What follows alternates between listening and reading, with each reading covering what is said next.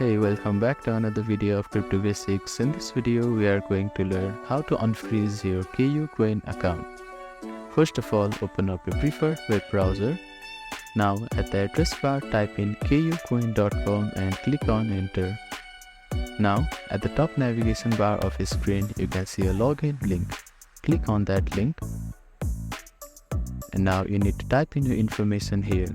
Type your email address or phone number on this field and type in your password here. After typing in your password on this field here, click on login button. Now you need to verify that you are a human. Simply click on this box here.